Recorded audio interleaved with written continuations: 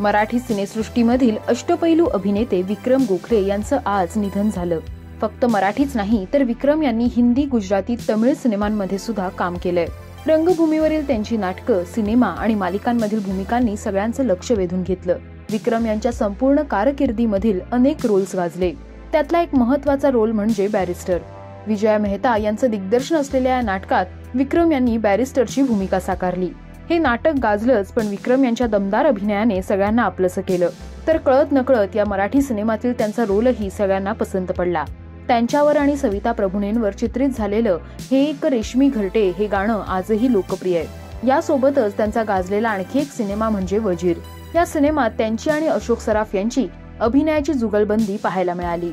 राजकारणातील महत्त्वाकांक्षा आणि सत्तेसाठीची चढाओढ यावर आधारित असलेल्या सिनेमातील विक्रम यांची भूमिका खूप गाजली।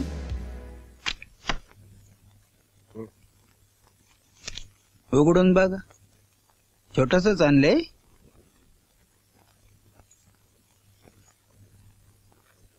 पुरुषोत्तमच्या युनियन वाल्याने लय तारास दिलाय बघा जी।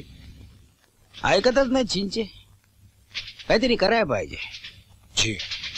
तुम्ही देऊन याला काय तो सोक्ष मोक्ष लावून टाका। पुरुषोत्तम, मला वाटतं इलेक्शन होणार आता तरी तो विषय नको। बाईसाहेब, कारणाशिवाय राजकारण नाही आणि राजकारणाशिवाय मजा नाही।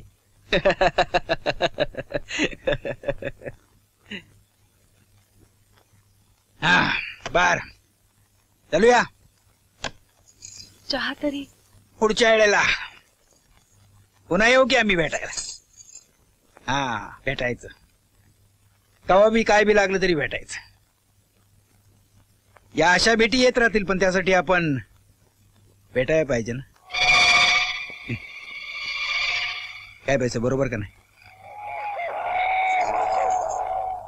पण त्यांची सगळ्यात जास्त लक्षात राहिलेली भूमिका म्हणजे हम दिल दे चुके सनम या संजय लीला भन्साळीच्या सिनेमातील ऐश्वर्या राय यांच्या वडिलांची। तत्वनिष्ठ, कर्मठ आणि शास्त्रीय गायक असलेल्या पंडित दरबार ही भूमिका त्यांनी साकारली होती। त्यांच्या अभिनयाने सगळ्यांना जसं आपलंसं केलं, तसंच ऐश्वर्याच्या व्यक्तिरेखेवरील अन्याय बघून सगळ्यांना त्यांचा रागही आला। तर अनुमती या सिनेमात बायकोला इच्छा मृत्यू देता यावा म्हणून धडपडणाऱ्या वृद्ध व्यक्तीची भूमिका त्यांनी साकारली आणि त्यासाठी त्यांना सर्वोत्कृष्ट अभिनेत्याच्या राष्ट्रीय पुरस्काराने सन्मानित करण्यात आलं। तर त्यांची या सुखांनो या ही झी मराठीवरील मालिका आणि 2009 मध्ये स्टार प्रवाह वाहिनीवर आलेली अग्निहोत्र मालिका सुपरहिट झाली। या सुखांनो या मालिकेत त्यांनी साकारलेलं कुटुंब प्रमुख दादांचं कॅरेक्टर सगळ्यांना भावलं।